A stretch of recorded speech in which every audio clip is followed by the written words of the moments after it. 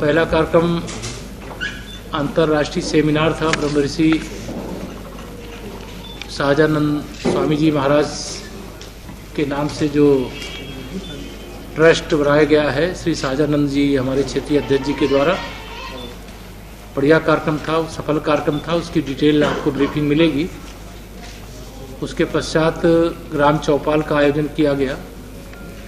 ग्राम चौपाल का आयोजन चूँकि मनरेगा की जगह अब विकसित भारत जी राम जी अधिनियम आ गया है, इसके माध्यम से गांव का सर्वांगीण विकास होगा।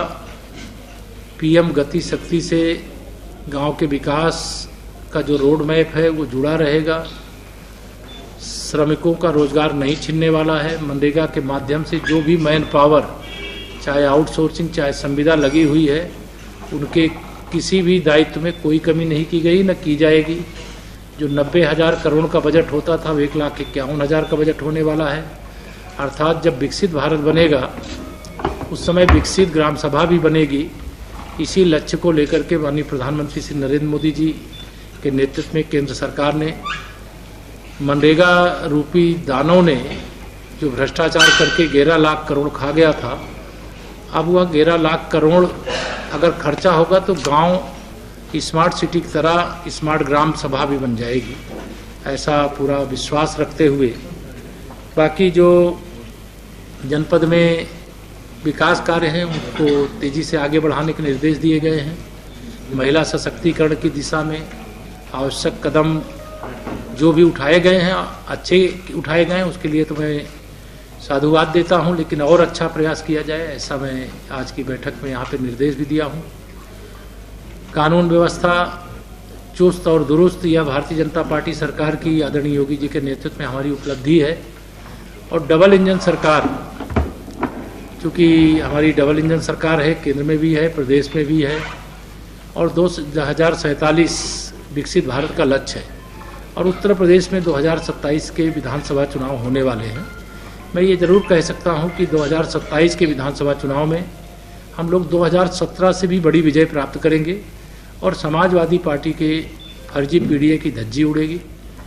उनका परिवारवाद, उनकी गुंडागर्दी, उनकी तुष्टीकरण की राजनीति अब सफल नहीं होने वाली है।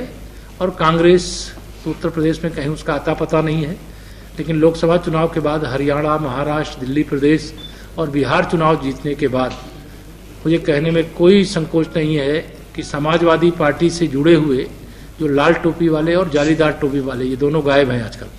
तो भाजपा का ग्राफ बढ़ रहा है, जनाधार बढ़ रहा है और बिना भेदभाव के सबका साथ सबका विकास किया जा रहा है।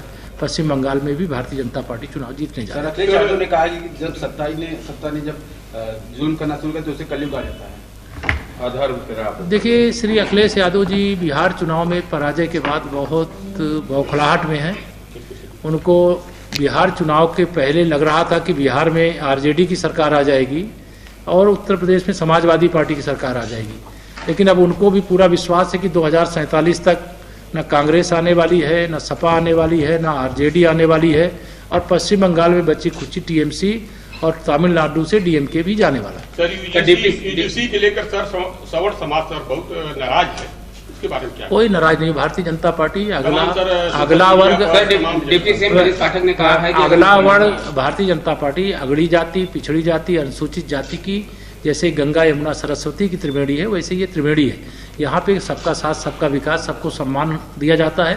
जो पीछे छूट गए हैं उनको आगे बढ़ाने के लिए जो जरूरी कदम होता है उठाया। Sir, deputy CM Brajesh Pathak ने कहा कि अगर सपा को मुसलमानों का वोट न मिलेगा तो वो प्रधानी भी नहीं जीत पाएंगे। ब्रजेश जी आएंगे तो उनसे पूछना आप किस लिए, किस परिपेक्ष में कहें, आप किस लिए सवाल कर रहे हैं। क्या पूज्य शंकराचार्य जी के चरणों में प्रणाम है, वो बढ़िया स्नान करें, उनसे प्रार्थना है और यह विषय का समापन करें, ऐसे आग्रह है।